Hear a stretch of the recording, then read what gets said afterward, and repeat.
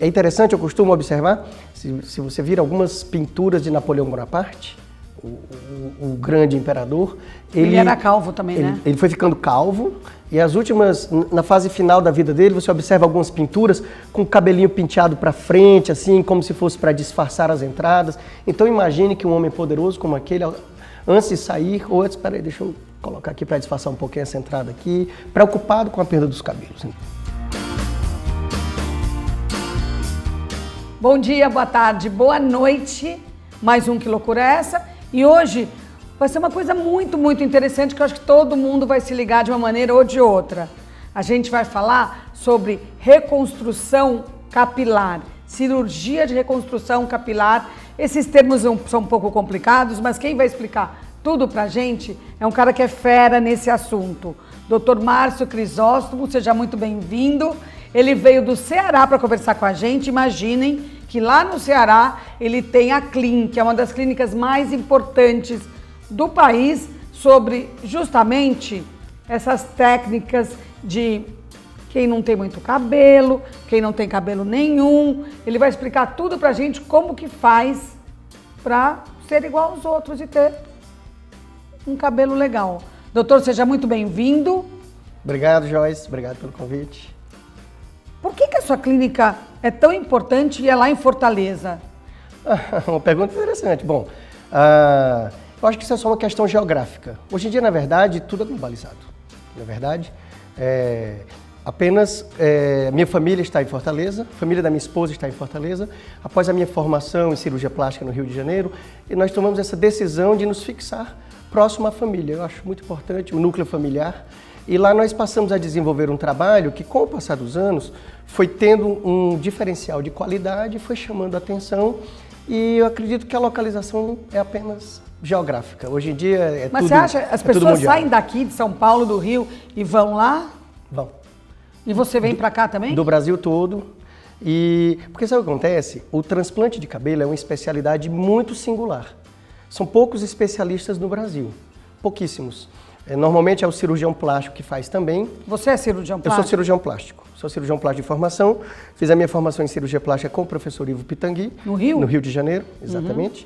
Com o mestre dos mestres, né? O mestre dos mestres. Aquele realmente era... Bom, famoso no mundo inteiro, né? Não tem ninguém especializado em cirurgia plástica no mundo que seja metade da fama do Dr. Ivo Pitangui. Ah, com certeza. O professor Pitangui foi uma pessoa ímpar. Não só pelo aspecto técnico, pela medicina, mas pelo humanismo. Ele era uma pessoa completa, uma cultura ímpar, uma generosidade, uma simplicidade. E ele passou tudo isso, todos esses conceitos, para a legião de ex-alunos que ele tem espalhados pelo mundo inteiro, do qual eu tenho legião. Tenho muito orgulho de fazer parte dele. Como é que você foi se dedicar somente, que nem você faz hoje, com esse resgate capilar, com essa cirurgia capilar? Olha, inicialmente eu fiz toda a cirurgia plástica e trabalhei na faculdade de medicina, ensinamos durante 5 anos e desenvolvi de forma plena a cirurgia plástica, mas a cirurgia do transplante de cabelo, ela vai te sugando, digamos assim. Ela é uma cirurgia de equipe e eu costumo dizer que ela não é natação, ela é como futebol. Então você só fica realmente bom fazendo aquilo todo dia, então ela exclui um pouco as outras cirurgias, porque a tua equipe precisa estar em treinamento constante. Então, à medida que o volume foi aumentando, eu fui diminuindo as outras cirurgias, até que há vários anos eu passei a me dedicar completamente ao transplante capilar. Porque eu percebi claramente que você, para passar para um determinado nível de excelência, tem que fazer só isso. Não é só isso, na verdade. Quando você verticaliza o conhecimento, é que você descobre que aquela pequena parte que você achava que era uma parte, é um mundo. Sim, é outra especialidade. Faz sentido. Você é muito procurado por homens, por mulheres? Acho que para todos os cirurgiões de calvície, mais ou menos 90% dos pacientes são homens. O homem é muito incomodado com a perda do cabelo. O cabelo ele tem um simbolismo, tem uma simbologia por trás do cabelo de poder, de perda de poder com a perda do cabelo, de juventude, de perda de juventude. Então você vê o paralelo com Sansão e Dalila, quando foi que ele perdeu sua força, foi quando ele perdeu o cabelo. Então isso é histórico.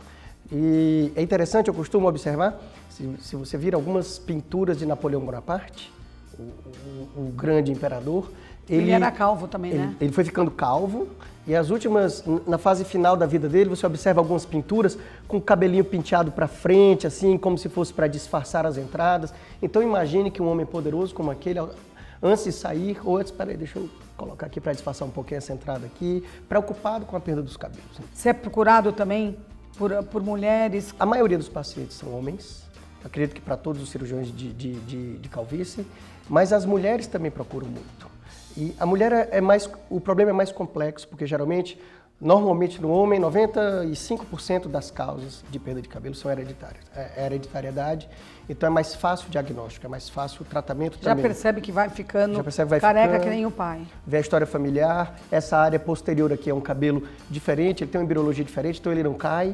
Então o princípio é basicamente retirar fios dessa região e transplantar para a área calva, de um por um, unidades por unidades, e ele cresce de uma forma muito natural.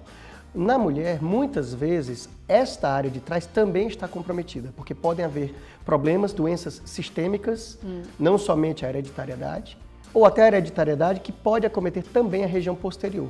Então, às vezes, a zona doadora não é tão boa, então a mulher precisa de uma avaliação inclusive, mais ampla, inclusive do ponto de vista psicológico. Você estava falando que pega os fios, sei lá, os homens, pegam os fios aqui e multiplica. E pessoas que são bem carecas, homens que são bem carecas e que têm pouco, como é que pega e multiplica? Bem, Joyce, na verdade, o cabelo ele não se multiplica. Então, se nós retirarmos 1000 fios dessa região, nós vamos implantar os 1000 fios. E se nascerem 1000 fios, na verdade existe um pequeno percentual de perda em toda a cirurgia, pequeno, variável com alguns fatores, mas os que nascerem só ficam aqueles, ele não se multiplica. Então esse é um dos problemas da calvície. Quando a pessoa é muito calva, então o homem que tem toda essa área calva e a área doadora é pequena, é restrita, então essa desproporção faz o quê? Entre a área doadora e a área receptora pode até ser uma contraindicação da cirurgia. Tem casos que a cirurgia pode não estar indicada. Nossa, que frustrante, né, pro paciente. Na verdade, é exatamente esse tipo de caso que eu me dedico mais. Os casos de calvície avançada, as calvícies mais difíceis. Porque tem uma coisa interessante, não é só o fio da cabeça que pode ser transplantado. Fios de outra parte do corpo também podem ser transplantados.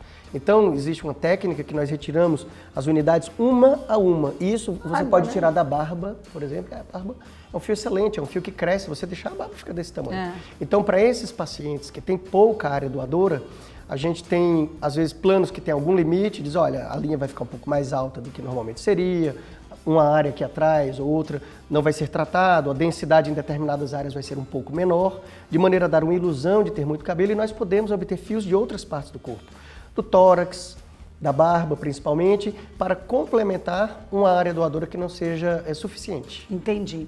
Duas perguntas que não querem calar. Dói muito? Olha, durante a cirurgia não dói nada, porque o paciente está sob sedação, é muito tranquilo, o procedimento é muito tranquilo. Mas depois? No pós-operatório, varia muito com o limiar de dor do paciente. É uma cirurgia tranquila, eu diria que 85% dos pacientes referem um desconforto na área doadora, um desconforto leve, que um analgésico comum resolve. 10% não sentem nada, chega no outro e diz, doutor, parece que eu não fiz nada, mas nada, não estou sentindo nada. E 5% fica um pouco dolorido, tomou uma medicação a mais, telefona para o médico, olha, doutor, um remédio a mais, mas no geral é bem tranquilo. E a segunda pergunta que não quer calar, é caro isso tudo? Olha, na realidade, não. Por quê? Porque é um procedimento que dura a vida toda. Normalmente, os fios que são transplantados, que vêm para cá, primeiro é um trabalho muito artesanal, é implantado de um por um. Tem cirurgias de 10, 12 mil fios de cabelo, até mais. Então é bem artesanal e esses fios, quando nascem, eles não caem nunca mais. Na realidade, nunca mais é muito forte, né? Não existe essa palavra, principalmente na medicina. Na verdade, o fio vai se comportar como ele se comportaria aqui atrás e durante a maior parte da vida do paciente, em condições normais, esse cabelo aqui de trás não cai. Então, o cabelo transplantado, ele não vai cair. Então, imagine que, falando do ponto de vista de investimento, é um investimento que vai durar a vida toda, praticamente. Doutor, quanto tempo leva entre vamos supor, um homem com problema de calvície, claro, assim, que dê pra gente perceber, ele vai no seu consultório, vocês resolvem fazer o procedimento, a cirurgia, quanto tempo demora até ele aparecer com um cabelo naturalmente natural? Perfeito, ótima pergunta. Na realidade, o que nós transplantamos, o importante é a raiz.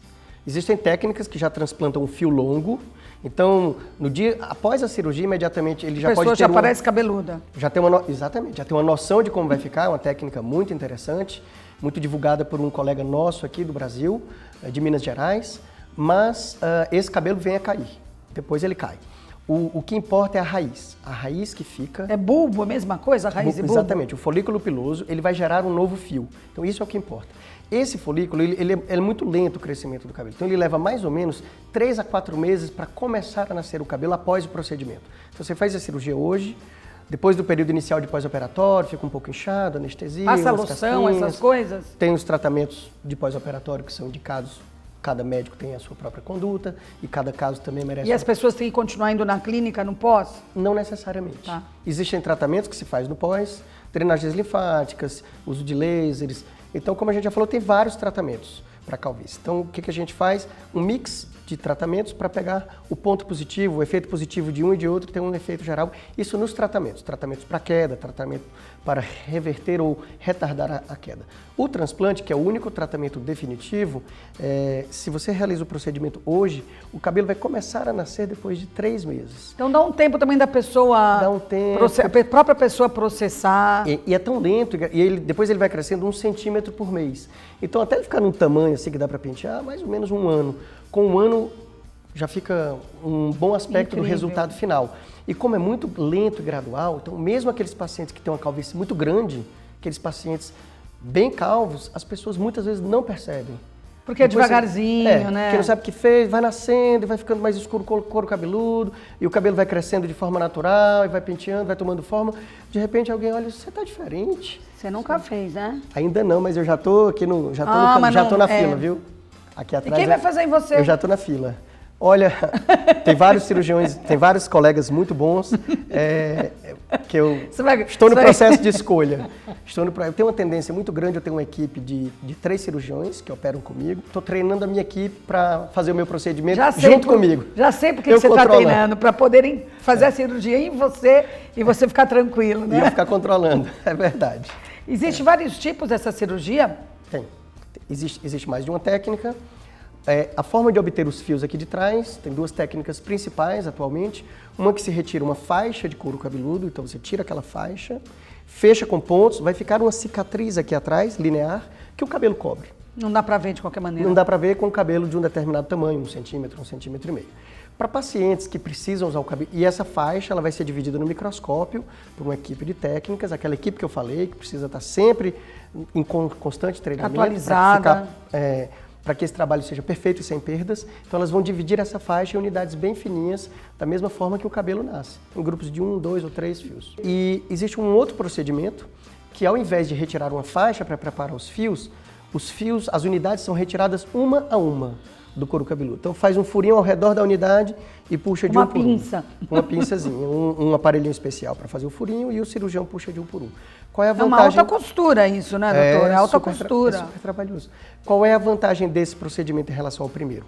É porque alguns pacientes, por exemplo, um ator que às vezes precisa raspar a cabeça, ou mesmo alguém que quer utilizar a cabeça raspada, tem um estilo de corte, como um jogador de futebol, que gosta do cabelo aqui na máquina 1, não poderia ter uma cicatriz por melhor qualidade que ela tivesse. Sim, é limitaria um pouco o corte. Ou alguns pacientes que já fizeram cirurgias prévias e não tem elasticidade suficiente no couro cabeludo para que se retire uma faixa e feche adequadamente, nós podemos também obter esses fios pelo método FUE, é uma sigla que em inglês significa Follicular Unit Extraction, que é a retirada de 1 por 1 dessas unidades, e o implante é feito da mesma maneira. Essas são 2 técnicas apenas que têm uma forma diferente de obter os fios, cada qual com a sua indicação, cada qual com o seu limite, não tem uma antiga, uma nova, uma melhor, uma pior.